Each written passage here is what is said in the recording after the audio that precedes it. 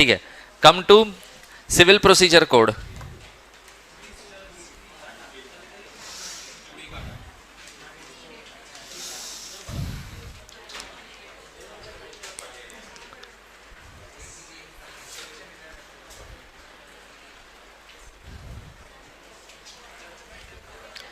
अच्छा चलो, ये चैप्टर का वेटेज है ना, weightage is around 8 to 10 marks, और बहुत बहुत बहुत बहुत इंपॉर्टेंट चैप्टर है।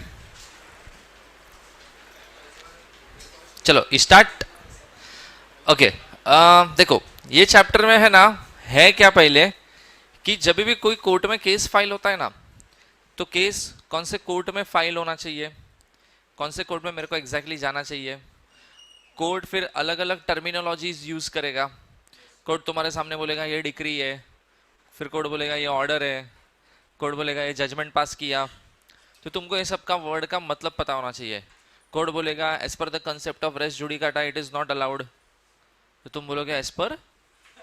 कोर्ट बोलेगा res judicata it is not allowed, तुम उधर गूगल मारोगे रेस जुडिकाटा क्या है वे, क्या बोल क्या रही है। तो ये सब जो टर्मिनोलॉजीज है ना, जो कोर्ट प्रोसीडिंग में जनरली यूज होता है, वो सब कुछ तुमको मिलेगा ये पर्टिकुलर चैप्टर के अंदर, दैट इज सीपीसी।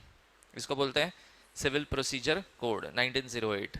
ठीक है, चलो सबसे पहले देखो, आधा घंटा तो है ना मेरे को खाली 3 कंसेप्ट पढ़ाने में जाएगा, वो भी शायद तुमको समझा। तो फर्स्ट 3 कंसेप्ट देखो, डिक्री, ऑर्डर एंड जजमेंट, बराबर। देखो अब ये 3 कंसेप्ट का मतलब क्या होता है।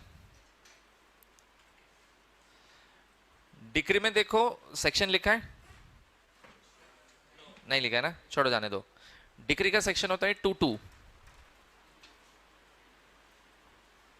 बराबर। तो डिक्री पहले तो ये है क्या, तो डिक्री का मतलब होता है final conclusion of any dispute. Second is decree decide rights and liabilities of the parties. And last is case terminated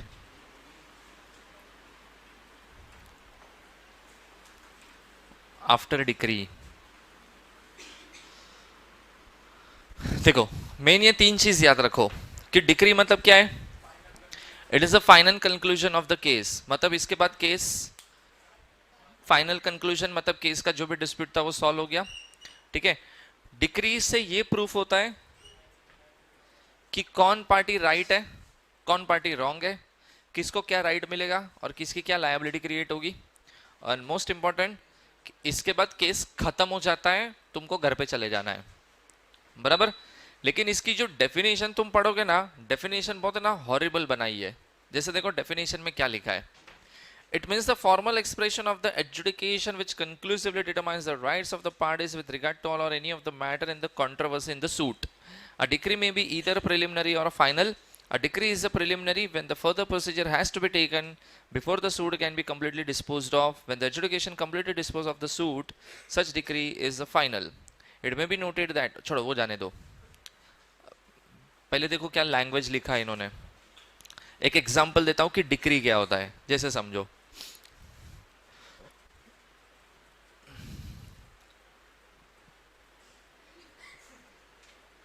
अच्छा ऐसा कुछ है, ठीक है। क्या यार, अब मजा नहीं आएगा लेक्चर में। समझो ये है ना, मैं है, ठीक है।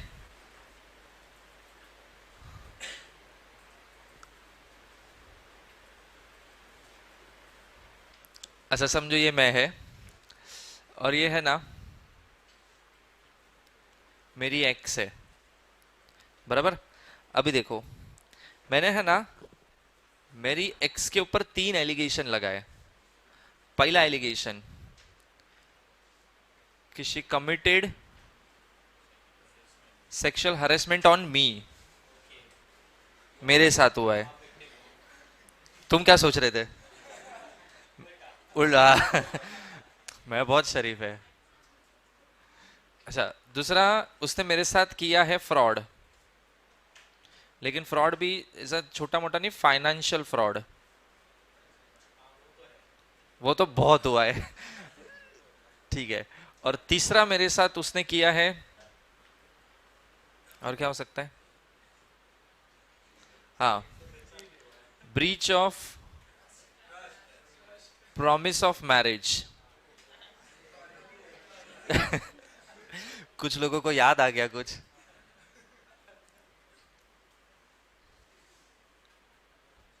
ओके, देखो मैंने जब केस फाइल किया ना, तो कोर्ट ऑब्वियसली मेरे को पूछेगा ना, क्या दुख है बताओ।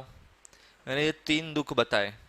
पहला दुख क्या है, कि मेरे साथ क्या हुआ है, सेक्सुअल हरेसमेंट हुआ है, ठीक है, मेरा एडवांटेज लिया गया है, बराबर। दूसरा मेरे साथ क्या हुआ है, फाइनेंशियल फ्रॉड भी हुआ है। और तीसरा, breach of promise of marriage भी हुआ है। ये 3 चीज मैंने कोर्ट में उसके ऊपर एलिगेशन मारे। अब मेरे को एक बात बताओ, ये 3 चीज मैंने जो एलिगेशन लगाया, जरूरी है ये सही है? नहीं ना। ये मैं सही भी बोल सकता है, मैं झूठ भी बोल सकता है, मैं राइट भी हो सकता हूँ, शायद वो भी राइट हो सकती है, कोई भी कुछ भी हो सकता है। बट ये चीज क्वेश्चन मार्क है। मतलब इसको क्या करना है, ढूंढना है, प्रूफ करना है, आइडेंटिफाई करना है, बराबर। अभी कोर्ट में जब प्रोसीडिंग चालू होगा ना, तो कोर्ट मेरे को पूछेगा क्या एलिगेशन है बताओ। मैंने 3 एलिगेशन बताए। कोर्ट बोलता है ठीक है, we have to identify this, कि इसमें से क्या हुआ है। समझो 8-10 हियरिंग हो गई। 8-10 हियरिंग के बाद है ना, एक चीज प्रूफ हुआ कि ये है ना सही एलिगेशन है। मतलब सच में एक्स ने क्या किया है मेरे साथ, फाइनेंशियल फ्रॉड किया है। अब ये प्रूफ हो चुका है। अब प्रूफ हो चुका है तो भी वापस और कोई डिस्कशन की जरूरत है, बराबर। ये तो एस्टैब्लिश हो गया कि उसने मेरे साथ क्या किया, फाइनेंशियल फ्रॉड। कितने मैटर थे, उसमें से कितना सॉल्व हुआ, और अब उसको डिस्कस करने की जरूरत है क्या। बाकी के 2 अभी भी पेंडिंग है। तो ये जो एक चीज फाइनलाइज हो गया ना, उसको बोलने का कि ये है अभी डिक्री। समझा। तो जो चीज कोर्ट डिटरमाइन करता है और चीजें एस्टैब्लिश करता है, and after that there is no more discussion for that, because it is establish now कि ये हुआ है या तो ये नहीं हुआ है, तो वो क्या हो गया, डिक्री। जैसे समझो कोर्ट ने ऐसा फाइनली एक दिन बोल दिया कि बाकी के मैटर भले ही पेंडिंग हो, but for a time being we can decide that कि there is a financial fraud, ये एस्टैब्लिश होता है। तो एटलीस्ट 3 में से एक डिक्री तो मेरे लिए आया। अच्छा, कोर्ट अगर ऐसा बोल दे कि there is no financial fraud at all, तो ये भी क्या है, हाँ, हाँ, वो अपील तुम करो, वो तुम्हारा पावर है, बट ये क्या है, डिक्री। देखो जरूरी नहीं है जो मैं बोल रहा हूं और वो हाँ हुआ, वो प्रूव हुआ तो ही वो डिक्री है। अगर कोर्ट बोल देते ना there is no financial fraud, तो ये भी क्या है, ये भी डिक्री है। देखो एस्टैब्लिश होना चाहिए, फिर किसके फेवर में एस्टैब्लिश हो रहा है या किसके अगेंस्ट एस्टैब्लिश हो रहा है ना, वो मैटर नहीं करता है। समझा। इधर तक किसी को कुछ डाउट है, पहले सोच लो, और कुछ दिमाग में आ रहा है तो बोल दो। पक्का। ठीक है। अभी स्टेटमेंट में देखो क्या लिखा है। So it means the formal expression of an adjudication which conclusive, adjudication का मतलब होता है डिसाइड करना, ठीक है। तो क्या लिखा है, adjudication which conclusively determines the rights of the parties. देखो determines the rights of the parties, determine हुआ राइट ऑफ द पार्टी। कौन राइट है कौन रॉन्ग है, कौन राइट है, मैं राइट है, कौन रॉन्ग है, आइटम रॉन्ग है, ठीक है। आगे लिखा है with regard to all or any of the matter. देखो इधर देखो, इधर देखो, with regard to all or any of the matter. With regard to all का मतलब होता है अगर कोर्ट ने 10 हियरिंग के बाद तीनों चीज बोल दी होती, ये भी हुआ है, ये भी हुआ है, ये भी हुआ है, तो ये क्या हो गया, तीनों में विथ रिगार्ड टू ऑल, सब पे डिक्री पास हो गया। और एनी ऑफ द मैटर, तीन में से कोई भी पहली चीज एस्टैब्लिश हो गई, अल्टीमेटली वो भी क्या है, समझो अभी खाली ये प्रूफ हुआ, ये क्या है, डिक्री, और 2 महीने के बाद ये भी प्रूफ हो गया, तो ये भी क्या है, वो भी डिक्री है, बराबर। आगे देखो क्या लिखा है, in the controversy in the suit. Controversy in the suit का मतलब होता है वही चीज अपने को ढूंढना था कि क्या ये जो एलिगेशन मारा गया है वो राइट है कि वो रॉन्ग है, बराबर। नेक्स्ट देखो, अ डिक्री में बी इधर प्रिलिमिनरी और फाइनल। प्रिलिमिनरी का मतलब होता है टेम्पररी और फाइनल का मतलब होता है तो फाइनल, बराबर। लेकिन देखो प्रिलिमिनरी कैसा हो सकता है, समझो फाइनेंशियल फ्रॉड का जो डिस्कशन, छोड़ो फाइनेंशियल फ्रॉड छोड़ो, मैंने ऐसा बोला था कि मेरे साथ है ना सेक्सुअल हरासमेंट हुआ है, बराबर। कोर्ट बोलता है रिपोर्ट्स लेके आओ, ठीक है, और प्रूफ करके बताओ कि तुम्हारे साथ सेक्सुअल हरासमेंट हुआ है, बराबर। तो मैंने है ना सीसीटीवी फुटेज दिखाया या मेरी मेडिकल रिपोर्ट्स दिखाए, बराबर। अब मेडिकल रिपोर्ट्स और ये सब चीज़ें जब मैंने दिखाया ना, तो कोर्ट को रिपोर्ट देख के ऐसा लगा कि हाँ इसके साथ क्या हुआ है, सेक्सुअल हरासमेंट हुआ है। मेरी आइटम बोलती है it is not a sexual harassment, it is with the consent of both the parties, और उसमें सेक्सुअल हरासमेंट नहीं होता है। तो कोर्ट बोलता है मैडम जो आप बोल रहे हो ना वो प्रूफ करके लेके आओ, और या तो उसके लिए कोई एविडेंस लेके आओ, बराबर। तो मेरी आइटम बोलती है काम करो 2 महीने का टाइम दो, मैं एविडेंस लेके आती हूँ। कोर्ट बोलता है ठीक है जा दिया 2 महीने का टाइम तेरे को, लेके आ तू एविडेंस। बोला 1 मिनट, 2 महीना मैं क्या करेगा। तो कोर्ट बोलता है रुको 2 महीना अभी क्या कर सकता है। बोला ऐसा नहीं, टेम्पररी तो टेम्पररी, कुछ तो रिलीफ दो मेरे को। तो कोर्ट बोलता है ठीक है काम करो, टेम्पररी रिलीफ के नाम पे इसको ऐसा बोला, एक काम करो इसको 10,000 रुपया पे करो कंपनसेशन के नाम पे। बट ये बोलती है मैं ला रही हूँ ना एविडेंस, 2 महीना रुको ना। कोर्ट बोलता है देखो अगर तुम लेके आए, तुम सही प्रूफ हो गए, मैं 10,000 रिफंड दिलाऊंगा, और अगर नहीं प्रूफ कर पाए तो 10,000 वैसे भी आपको इसको देना है कंपनसेशन के नाम पे। तो देखो कोर्ट ने मेरे को कितना दिलाया, 10,000 रुपीज कंपनसेशन दिलाया। मेरे को एक बात बताओ, इसके बाद मैटर खत्म हो गया सेक्सुअल हरासमेंट वाला कि अभी भी पेंडिंग है। क्या पेंडिंग रह गया, प्रूफ करना अभी भी बाकी रह गया ना, बट एक डिसीजन तो आया ना। इसको बोलते हैं प्रिलिमिनरी डिक्री। प्रिलिमिनरी डिक्री का मतलब होता है उसके बाद केस अभी भी चलने वाला है, बाकी है, एस्टैब्लिश नहीं हुआ है। लेकिन समझो वो मैडम 2 महीने बाद कोई एविडेंस नहीं लेके आई और कोर्ट ने बोल दिया कि फालतू में टाइम पास किया ना, मतलब ये चीज एस्टैब्लिश होता है कि ये चीज हुआ है, तो ये एस्टैब्लिश करता है कोर्ट कि ऐसा तुमने किया है। ये क्या हो गया, फाइनल डिक्री। समझा, पक्का। चलो दिमाग लगाओ, एक क्वेश्चन पूछता हूं। अच्छा क्वेश्चन ये है, अगर मैं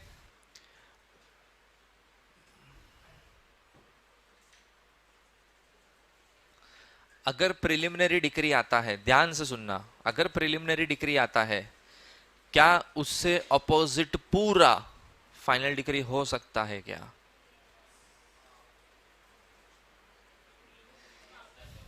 अगर प्रिलिमिनरी डिक्री आता है तो उससे पूरा अपोजिट फाइनल डिक्री आ सकता है क्या। फिर से बोलूं, अगर प्रिलिमिनरी डिक्री जो आता है क्या उससे पूरा ऑपोजिट फाइनल डिक्री हो सकता है क्या। मतलब प्रिलिमिनरी में मैं सही था, फाइनल में एक्स सही हो गई, ऐसा हो सकता है क्या। हो सकता है, क्यों नहीं हो सकता है।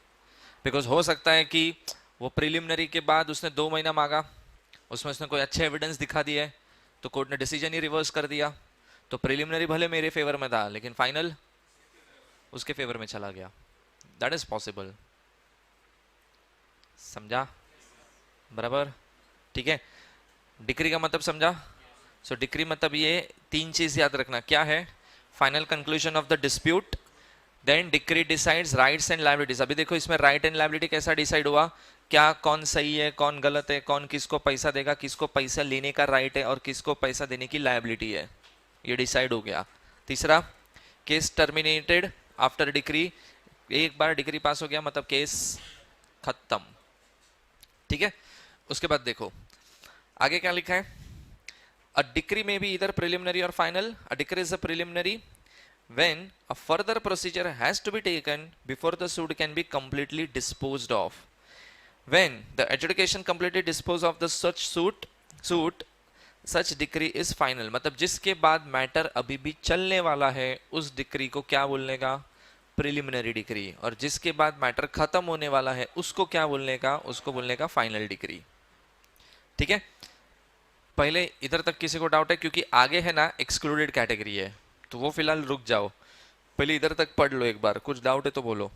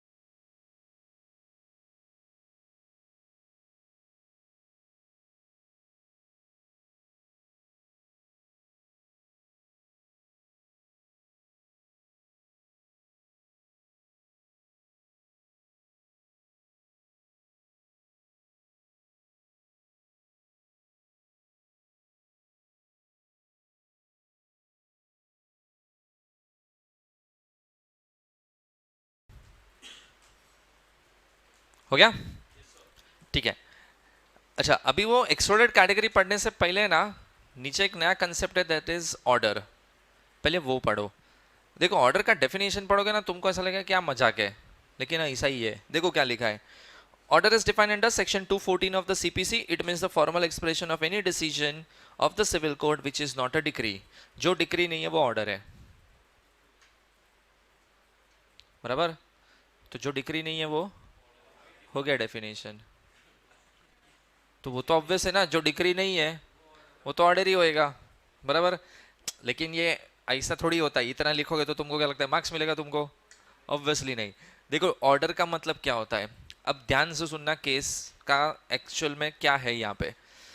ऑर्डर जब मैं बोलता हूँ ना, तो ऐसी कोई चीज, ऐसा कोई स्टेटमेंट जो कोर्ट बोलता है which is actually not related to this, but फिर भी कोर्ट बोल रहा है, वो ऑर्डर है।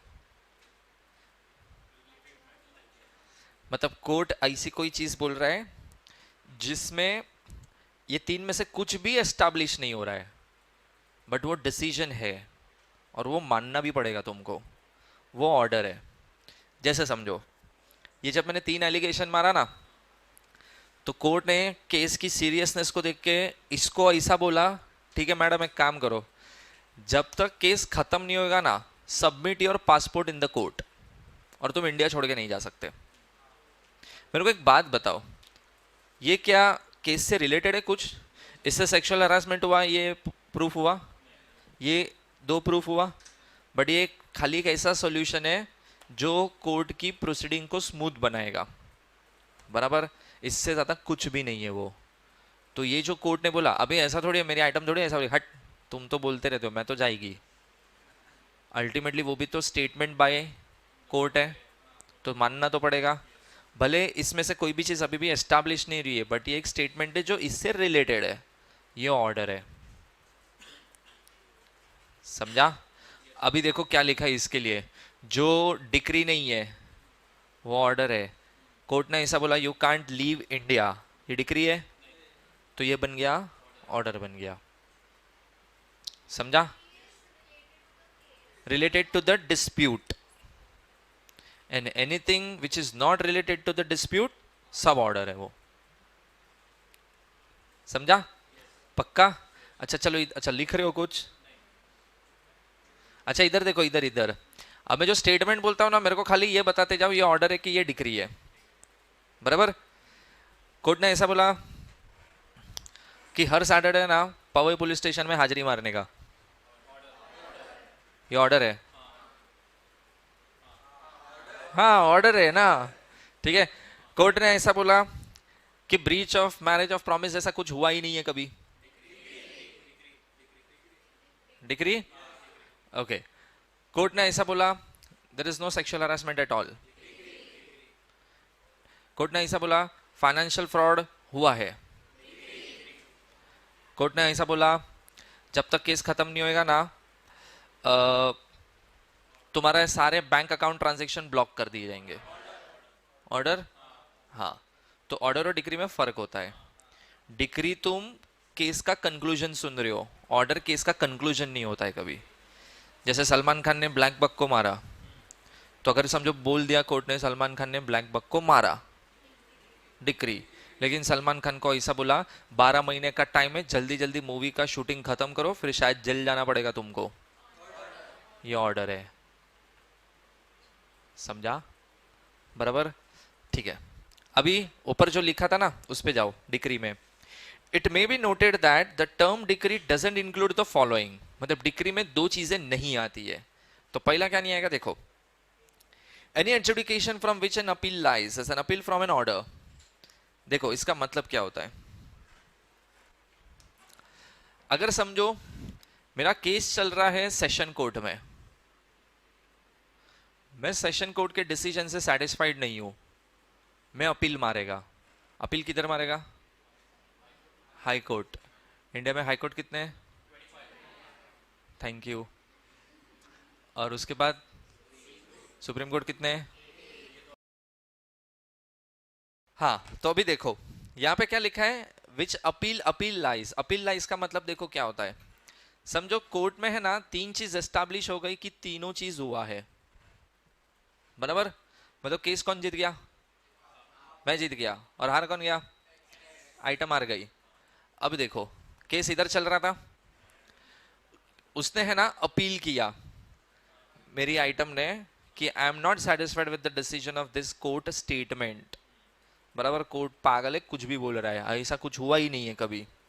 बराबर, कोर्ट ने जब इसका केस है ना एक्सेप्ट किया ना, और जैसे ही केस एक्सेप्ट हो जाता है ना, इसका मतलब क्या होता है पता है, कि लोअर कोर्ट ने जो भी डिसीजन दिया था ना वो सब कैंसल। बराबर, क्योंकि अभी डिसीजन कौन सुनाएगा? अभी हाई कोर्ट सुनाएगा। तो ये जो लिखा है ना, क्या लिखा है देखो, adjudication from which an appeal lies.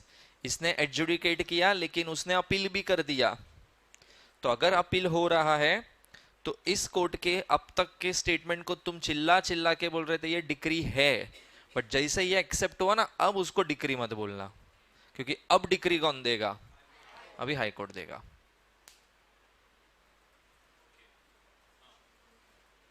Welcome to CS executive.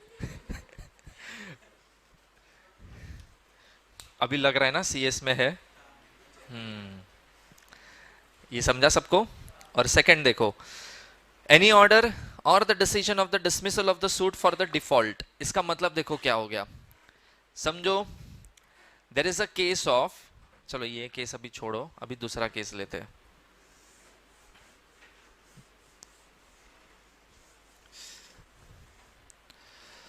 अभी देखो समझो ये है मेरी वाइफ और केस है डोमेस्टिक वायलेंस का, ठीक है, ये मेरे को मारती है।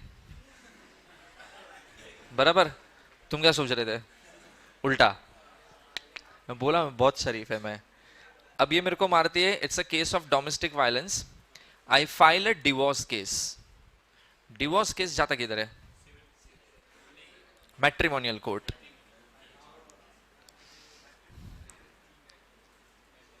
केस किधर जाएगा?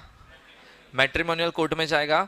और मैंने डिवोर्स पिटिशन में ऐसा लिखा कि मेरे को डिवोर्स चाहिए, मेरी बीवी बहुत मारती पीटती है, मेरी मम्मी ने पापा ने मेरे को बड़ा मार खाने के लिए नहीं किया है, ये मेरे लिए मैं टॉलरेट नहीं कर सकता है। केस जाना किधर चाहिए? मैंने गलती से केस फाइल कर दिया क्रिमिनल कोर्ट। हाँ हाँ वही वही, याद है प्रोहिबिशन? हाँ। अभी देखो क्रिमिनल कोर्ट में मैंने केस फाइल किया, क्रिमिनल कोर्ट ऐसा फाइल पढ़ता है, बोलता है ये तो डोमेस्टिक वायलेंस मैट्रिमोनियल मैटर है, बोला हाँ, तो तय ये क्या है, और तेरे को जाना किधर चाहिए था?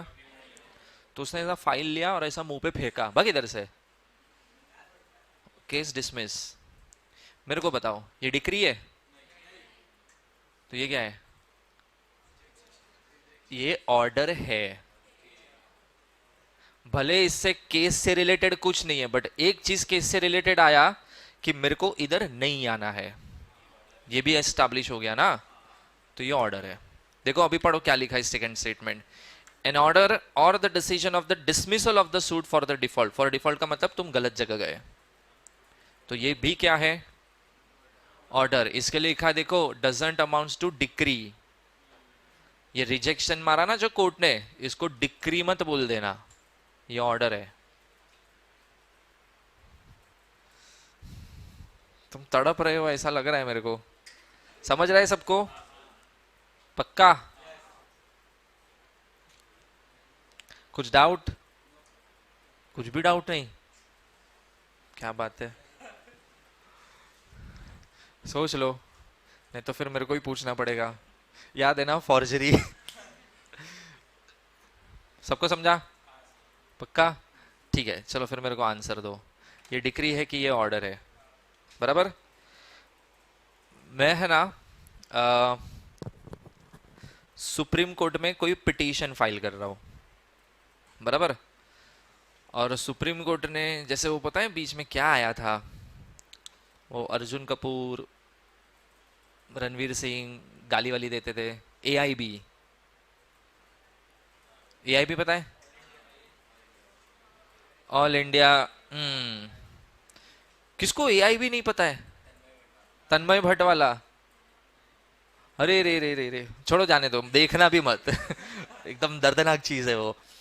एआईबी है ना, एक शो रखा था इन्होंने जहाँ पे वल्गैरिटी मतलब फुल ओपनली गाली वाली सब लोग देते थे। ठीक है, होस्ट 6-7 लोगों को बुलाया था उन्होंने, और रणवीर सिंह और अर्जुन कपूर और करण जौहर, ये 3 लोग भी थे उसमें, बराबर। और सब एक दूसरे की, सब बोलते हैं ना इन शॉर्ट, सब लोग एक दूसरे को रोस्ट करते थे, बट गाली वाली वल्गैरिटी लेवल पे। अभी जैसे समझो, ये है ना नेटफ्लिक्स पे आया, ठीक है, ये कोई नॉर्मल दूरदर्शन या कोई टीवी चैनल पे नहीं आ रहा है, ये नेटफ्लिक्स पे आ रहा है। मेरे हिसाब से मैंने एक एपिसोड देखा ना, मेरे को ऐसा लगा शी शी शी शी, ये कितना गंदा है। ठीक है, बच्चे लोग के ऊपर क्या संस्कार पड़ेगा अगर बच्चा ये देखेगा तो। मैंने है ना सुप्रीम कोर्ट में पिटीशन फाइल कर दिया, और सुप्रीम कोर्ट को बोला बैन दिस प्रोग्राम, ये सब गंदगी दिखाओ ही मत तुम, बराबर। सुप्रीम कोर्ट बोलते हैं व्हाट इज द प्रॉब्लम? बोला तुम सुनो, 1 घंटे का एपिसोड एक बार तो देखो, तुमको भी समझेगा क्या लेवल पे ये लोग एक दूसरे को गाली देते हैं। कोर्ट बोलता है बट वो तो ओटीटी पे है, तुझे डाउनलोड मारना पड़ेगा, तेरे को पैसा भरना पड़ेगा तो तेरे को दिखेगा ना, थोड़ी तेरे घर पे तू टीवी चैनल चेंज कर रहा है और सडनली गाली वाली आना चालू हो गया, बराबर। तो प्रॉब्लम क्या है? बोला फिर भी ओटीटी पे भी ऐसा कंटेंट होना ही नहीं चाहिए, बराबर। कोर्ट बोलता है देखो ओटीटी फ्री प्लेटफॉर्म है, उधर कुछ भी आ सकता है, जैसे उल्लू। किसको उल्लू पता है क्या है? हाथ उठाओ। तेरे को उल्लू पता है? तो हंसा क्यों तू? मैं ऐसा नहीं बोल रहा हूँ कि तेरे को पता है मतलब तूने डाउनलोड मार के सब्सक्रिप्शन लिया होगा, मैं ऐसा नहीं बोल रहा है। पता है ना? तेरे को पता है उल्लू? तेरे को पता है उल्लू? नहीं पता है? प्लीज सर्च मत मारना आज जाके, बराबर, मत कर रहा हो। तेरे को पता है स्वप्निल? नहीं ना, ठीक है जाने दो, सच्ची बता। विधि तेरे को पता है? अब मैं जनरली पूछ रहा है, तेरे पे डाउट थोड़ी कर रहा है।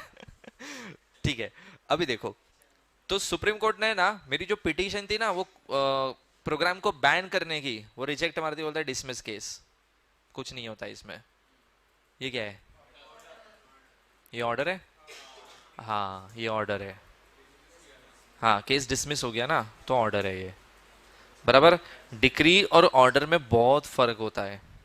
ऑर्डर को टाइम पास में भी बोल देगा, बट उससे कोई चीज़ है एस्टैब्लिश। अभी जैसे समझो, मेरी आइटम को ऐसा बोला जब तक केस खत्म नहीं होगा ना, इंडिया छोड़ के नहीं जाने का, तो मैं ऐसा बोलूँ केस जीत गया, ठीक है, कोर्ट बोलेगा क्या जीत गया, खाली उसको इंडिया जाने से मना कर, इंडिया के बाहर जाने से मना कर दिया है, उसमें तेरे फेवर में अब तक कुछ नहीं आया है, तो वो खाली क्या था। लेकिन अगर समझो तीन में से कोई एक चीज बोल दी कि ये एस्टैब्लिश हो रहा है, ऐसा हुआ है, तो वो डिक्री है। समझा सबको? ठीक है, चलो उसके बाद आ जाओ, नेक्स्ट इज जजमेंट। देखो जजमेंट का मतलब क्या होता है, अभी जैसे समझो तुम कोई भी केस पढ़ोगे ना, तो केस में है ना तुमको इन बिटवीन, अभी जैसे देखो केस का एक्चुअली तुम कॉपी ओरिजिनली डाउनलोड मारोगे ना, जहाँ पे तुम केस स्टडी करते हो, it may go up to 1000 pages also. ठीक है, 700 800 1000 पेज नॉर्मल है।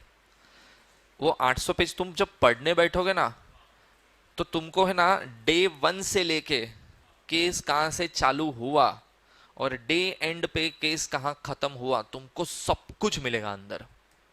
जैसे अगर तुम कसाब का केस फाइल डाउनलोड मारोगे ना वेबसाइट से, जब कसाब आया ना इंडिया में, तब से लेके उसको जेल में डालने तक क्या क्या हुआ है, सब तुमको मिलेगा। ऐसा लिखा होता है, सोचो वो कितना डिटेल में होता है कि कसाब रात को 10:12 पे कोलाबा के ये एरिया में यहाँ से इस बोट से उतरा, इस बोट का नाम ये था, ये बोट इसके नाम पे रजिस्टर था, बोट में इतने लोग थे, उन लोगों को मार के कसाब 10:11 पे यहाँ पे आया, 10:13 पे या 10:20 पे वो CST स्टेशन पहुंचा। क्योंकि वो सब कुछ जो लिखा होता है ना, अभी वो क्या बोल रहा है, 10:20 PM को कसाब किधर था, CST स्टेशन, तो CCTV फुटेज देखना पड़ता है, और उसमें भी टाइम क्या होना चाहिए, तो मैच कर रहा है ना, उसमें आ रहा है 11:15, फाइल में लिखा है 10:20, तो पुलिस रिपोर्ट बना रहा है, उसमें उसने पुलिस ने क्या टाइम लिख दिया 10:20, और CCTV में दिख रहा है 10:45, तो कोर्ट पहला ही बोलेगा ना ऐसा कैसा, एक इंसान दो जगह कैसा हुआ।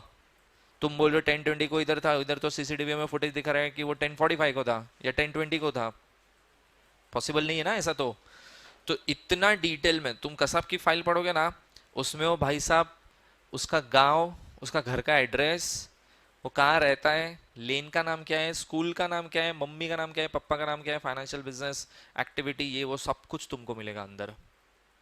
बराबर, इतना डिटेल में लिखा होता है। तो देखो जजमेंट मतलब क्या, केस स्टार्ट हुआ वहां से लेके केस एंड हुआ, वहां तक की सारी डिटेल इंफॉर्मेशन तुमको जो फाइल में मिलेगी, उसको बोलते हैं जजमेंट। देखो अगर तुम डिक्री पढ़ोगे ना, तो डिक्री से खाली तुमको इतना पता चलेगा कि ये डिसीजन दिया।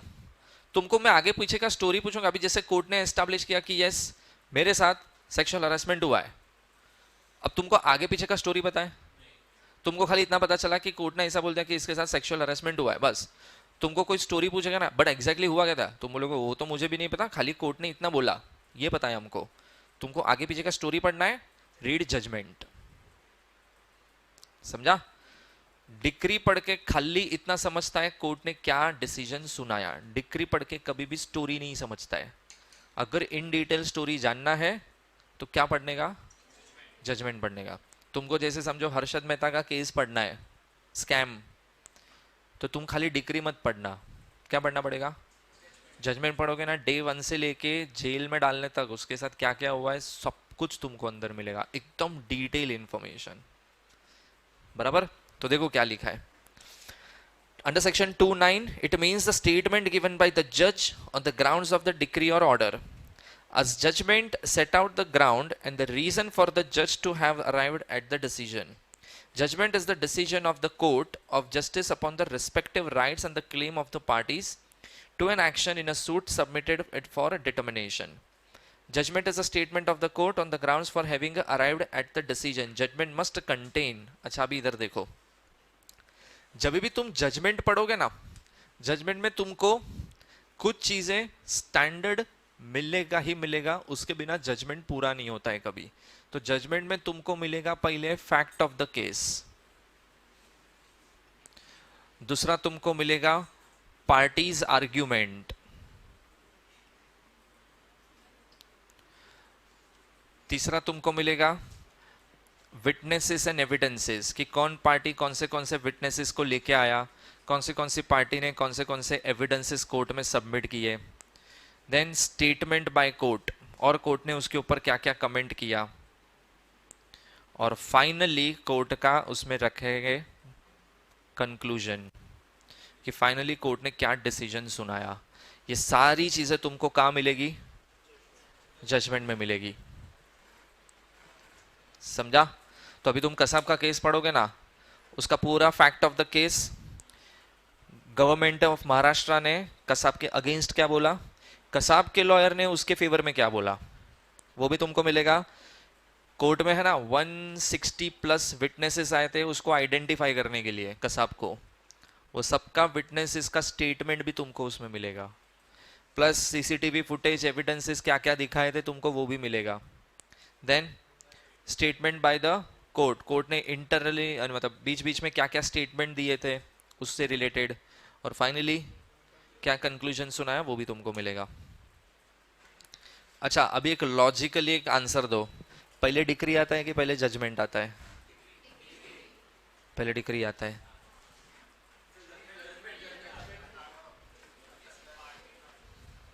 पहले क्या आएगा, डिक्री की जजमेंट?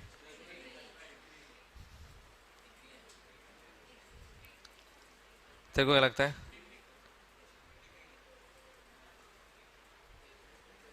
पहले डिक्री, डिक्री, डिक्री, डिक्री, विधि क्या आएगा? Decree, decree, decree,